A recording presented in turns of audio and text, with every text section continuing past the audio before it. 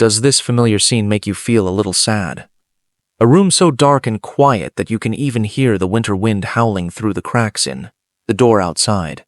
The only light spilling from your phone screen illuminating a tired, lifeless face. Have you ever looked up at the clock and panicked realizing it is already 2 in the morning? Your eyes are dry, hot, and aching. Your back is sore, and every muscle in your body is screaming, begging you to let them rest. But your fingers seem to have a mind of their own. They keep swiping the screen, scrolling through one pointless video after another. You deceive yourself with the familiar phrase, just 5 more minutes. But then another hour slips away in despair. Your heart is heavy with a mix of guilt and helplessness. You know tomorrow morning you will wake up with a splitting headache and an exhausted spirit when you step out into the cold to catch the bus or the train. But why do you still stubbornly cling to that screen? Why can you not let go of everything and fall asleep?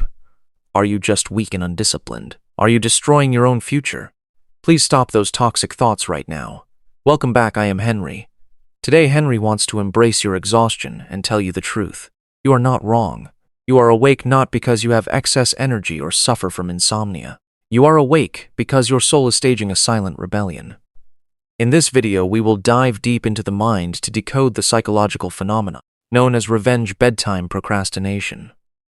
Henry will show you that those sleepless nights are actually your brain's desperate final attempt to reclaim a tiny piece of freedom stolen during the day. Stay here in this safe space until the very last seconds. Henry promises to help you untangle this torment, understand the cries of your mind, and find peace for those stolen slumbers. Let Henry rewind what happened during the 16 hours before night fell. Imagine a typical day for you here in New Zealand. The alarm rings piercingly early in the morning. You jolt awake, hurriedly throw on warm clothes, and rush out into the freezing chill to catch your ride. You stop by a familiar cafe to grab a quick hot flat white, hoping the stream of caffeine will reboot your body. When you step into the office, you start putting on a mask. A perfect mask of professionalism, of calmness, and of endurance. For the next 8 to 10 hours, you are no longer yourself. You become a productivity machine, a diligent employee, a likable colleague, an obedient subordinate.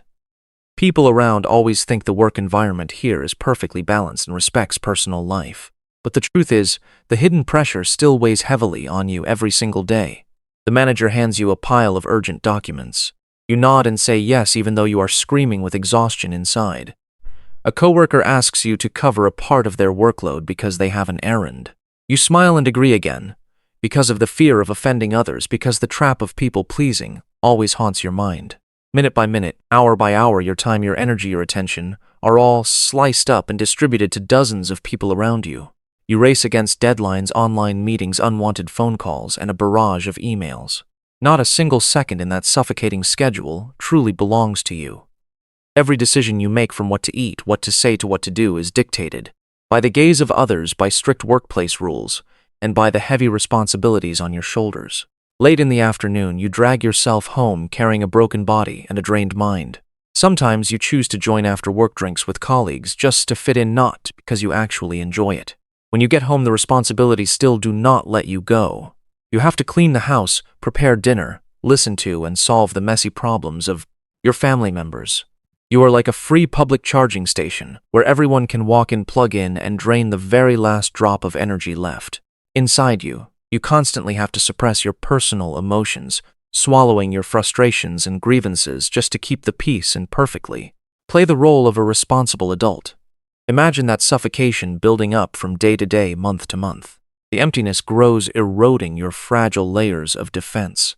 You long for someone to see this exhaustion, but you are terrified to speak up. You retreat into the safe shell you built yourself, and the night becomes your only true friend who never judges. When night falls, you do not have to force a smile. You can let your face relax and smooth out every wrinkle. Then finally that moment arrives. 11 at night, the world around you falls asleep.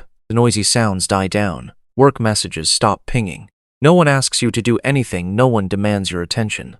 That is the most sacred moment of the day. The moment when darkness embraces everything like a safety blanket, protecting your small existence. Right at this very second, when you lie down on your bed, a voice from the deep unconscious begins to echo.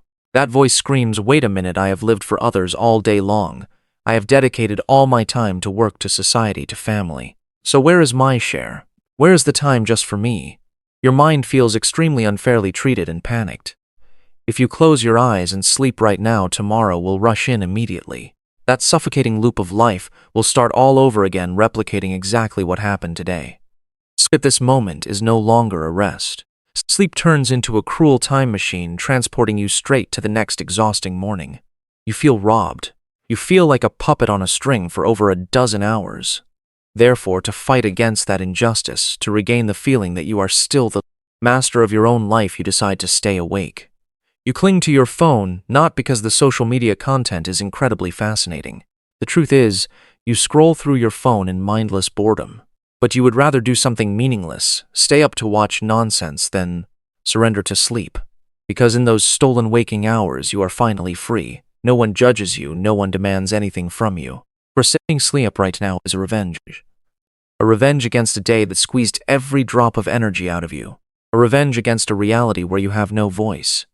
You would rather trade your physical health tomorrow, rather accept crushing exhaustion just to exchange it for a few short hours of fake freedom in the present. At the very end of exhaustion, humans always crave a sense of control. Deciding when to close your eyes and sleep becomes the final power you can hold in the palm of your hand. A feeble but tragic rebellion. Truly understand why you fall into this procrastination trap, we need to peel back the secret operating mechanism inside your brain. Let Henry take you back in time to the early 20th century to meet Sigmund Freud, one of the greatest psychologists in human history. In his classic psychoanalytic theory, Freud pointed out that the human mind is not a quiet, unified block. It is a fierce battlefield. He divided our mind into three core parts: the id, the ego, and the superego. Let Henry explain this in a very simple and relatable way so you can easily visualize it. Imagine your mind is like a complex computer software system running dozens of background tasks. Your id is like a wild and impulsive child residing in the deepest part of the unconscious. This child operates on only one rule, and that is the pleasure principle. It craves freedom, wants to play, wants instant gratification, and is completely clueless about social rules or responsibilities. Opposite to that child is the superego. The superego is like a thick rulebook written down from the teachings of parents, schools, and society. It always holds a moral whip standing there and reminding you to be a good citizen, a perfect employee, a model adult. And standing right in the middle of that fiery tug of war is the ego. The ego is the chief executive officer. It is your conscious self. The task of the ego is to find a compromise. It has to figure out how to comply with the strict rules of the superego while keeping the id child from going crazy and destroying everything. Now let us apply this model to exactly one of your exhausting workdays. When you step out of the house, your CEO ego starts to drain its energy to force the id child into the mold.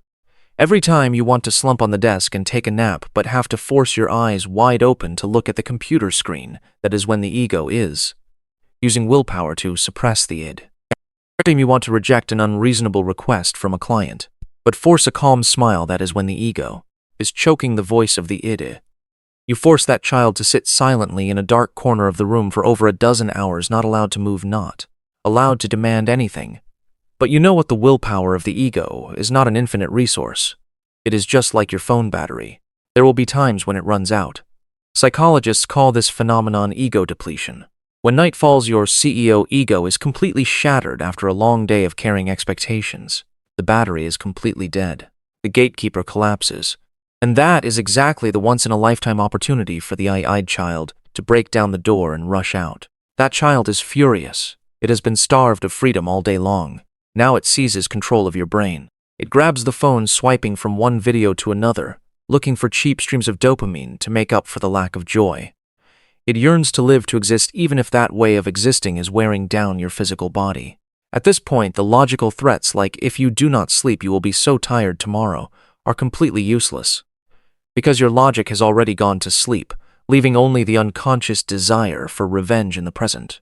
Staying up late scrolling on the phone right now is no longer a bad habit. It is a ritual of rebellion. It is the only way for you to feel you are in control. Once you thoroughly understand this psychological mechanism, Henry hopes you will pause for a beat and stop throwing bitter words at yourself. Stop scolding yourself as an undisciplined person. Because the battle between an exhausted logic and an instinct screaming for freedom is a completely unfair fight, and your failure to fall asleep is just proof that you lived a day too harsh on your own soul. So what do we do now? How do we break this cruel loop? You cannot force a child screaming from hunger to obediently go to sleep. The only way to solve it is to not let it starve to the point of madness. Henry wants you to start applying these practical solutions to reclaim balance for your mind. First, create mindless breaks during the day. Henry calls these pressure release valves. Instead of trying to work continuously like an automated machine from morning to night, break your time down. Every 2 hours of intense work, allow yourself 15 minutes to be completely useless. That means in those 15 minutes you do not process, work, you do not answer messages, you do not think about the future. You can step outside the office, breathe some fresh air. Look at the green trees, make a glass of water, take a short walk. Let the eyed child step into the light and breathe a little air of freedom. When it gets to eat light snacks of freedom during the day, it will no longer crave binge eating at night. Second, learn how to set boundaries to protect your energy. Your biggest obstacle is not the workload, but the fear of displeasing others. Allow yourself to say the word no. Allow yourself to shut down your laptop when work hours are over without bringing unfinished worries home. Your house, your bed must be a sacred sanctuary. Do not turn it into a second branch of your company. If you keep leaving the door open for everyone to freely walk in and drain your energy, you will never have enough strength to heal yourself. And finally, build a transition bridge before sleep. Do not force your mind to switch instantly from extreme stress to deep sleep in the blink of an eye. The brain needs time to cool down. About an hour before getting into bed, dim the light-emitting devices. You can replace them by listening to slow instrumental music, reading a few light pages of a book, or simply lying with your eyes closed, tracking your breathing. If messy thoughts still rush in, put a small notebook next to your bed. Write all the anxieties and torments of today on it, and tell yourself that everything is locked on this page. Now the work of today is completely finished. The journey to reclaim natural sleep is not a story of 1 or 2 days. It is a journey where you learn to love and respect your own limits. Any revenge will eventually leave scars. Instead of taking revenge on your sleep, gently embrace the child inside you and promise it that from now on, you will not abandon it anymore. Henry knows that tonight you might still be awake. And if you are still awake, still tossing and turning in this quiet space, even though the cold wind might be blowing through the streets of beautiful New Zealand outside, please leave a comment below. You are not alone. Your silence is always heard and understood by Henry. Thank you for patiently walking with Henry until the very last minutes of this video.